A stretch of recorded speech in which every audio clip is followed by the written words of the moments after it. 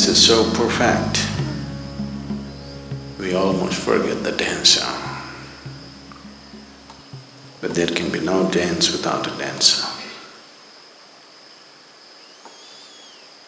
We cannot see the dancer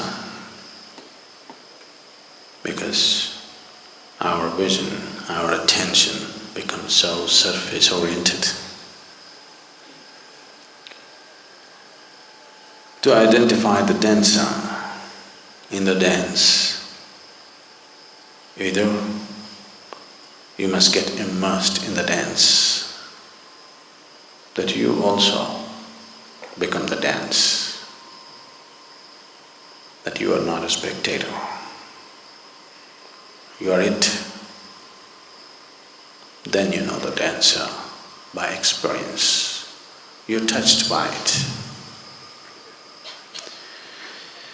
But if you not want to know the dancer in its full depth, in his full depth and dimension, you want to know the source of dance, that which is the basis of the act,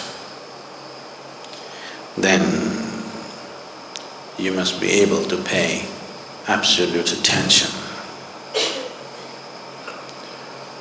In a way, staying away from the dance. These things look contradictory.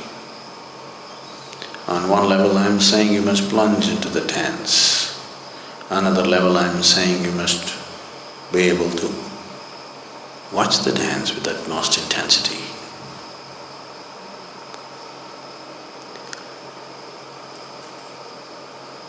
This is not contradictory because you know the world is round. Nothing contradicts anything. It is just that when you look at it, fragmented, if you cut it down into pieces and look at it, everything seems to be contradictory. So, if you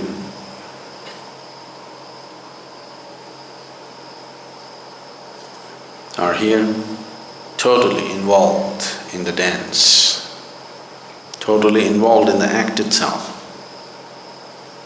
that's one way of knowing. Or if you know how to keep away from the act, absolutely uninvolved in the act, but you're able to observe the act totally, you can decipher the difference between the act and the actor, the dance and the dancer. That is also a way of knowing it.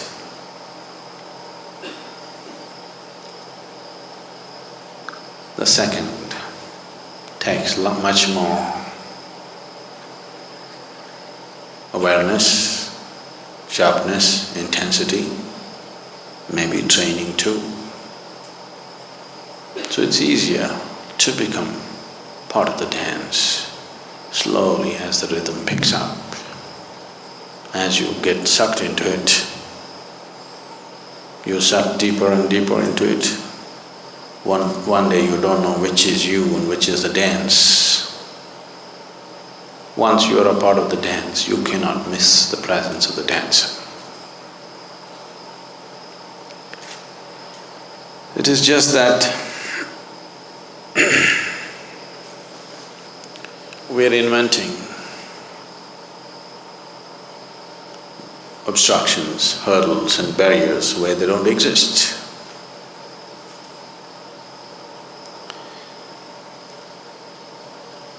Recently, someone asked, I'm 54 years of age. He thinks that's a long time. And I have seen so many spiritual teachers, but I have never been drawn to anybody like you. I'm helplessly being drawn towards you. What is it that you got? So I said, I don't have anything that you don't have. It is just that all of us were given a seed that had the possibility of boundlessness. You are a very careful man.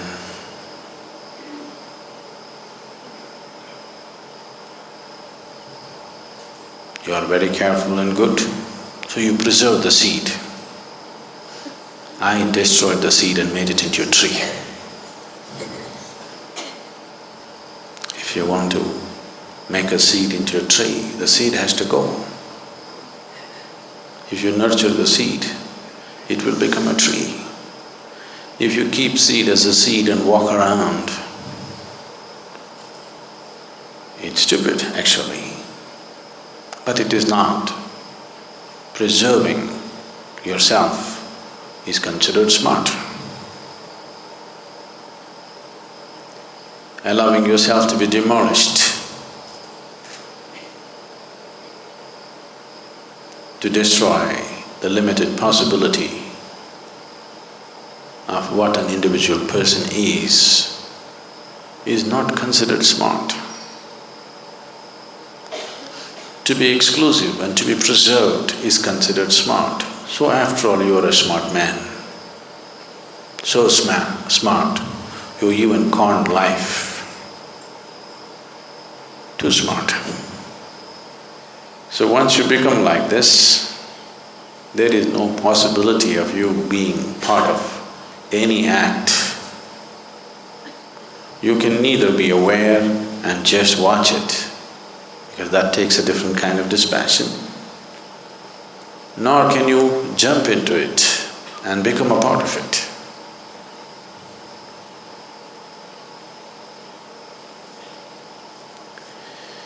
Once it happened,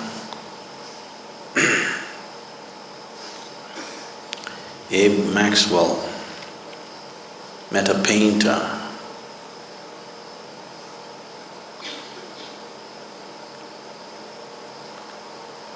whose name was Wolkowitz, and Wolkowitz was 73 years of age and just recently had been through an eye surgery.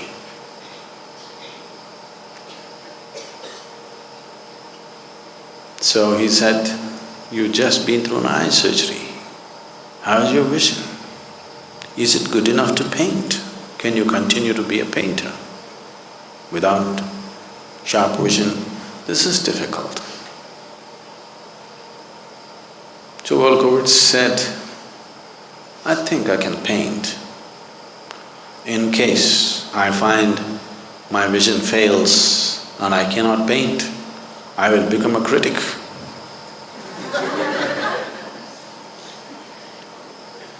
You can become an art critic if you can't see anything. So if you become a critic, you miss the whole act.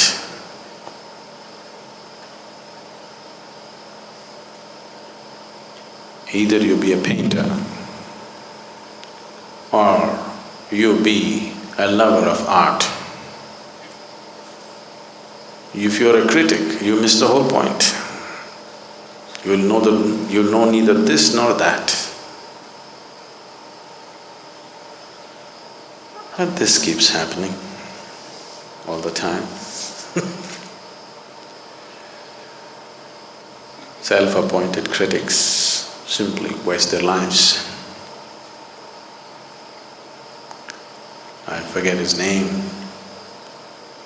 One great literary critic said this, "I have seen statues and portraits of authors, poets, artists, but never of a critic."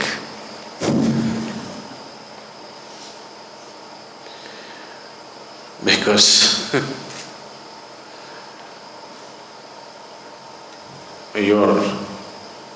you're a parasite like life. You don't have a life of your own. You thrive constantly looking and feeding on somebody else's life. This will not get you anywhere. If you're seeking survival, you can be a parasite. If you're seeking liberation, you cannot be a parasite.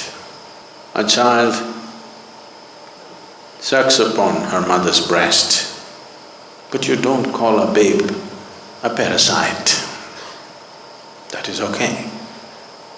because a child is only nourishing himself to become free of the mother.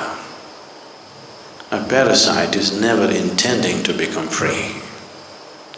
A parasite is too concerned about its survival that it misses the possibility. So if survival is all we seek, there are many ways to survive, though every seed has come with the same possibility. Between a seed and a tree, there is a journey to be made. If you want the seed to become a tree, you have to nurture it. You have to protect it. There are weeds that you have to take care of. There are too many weeds. Same silly weeds bothering humanity for 1,000,000 years. Still human beings haven't figured out how to handle these weeds. Simple things like anger, hatred, jealousy, fear, doubt, endless doubt.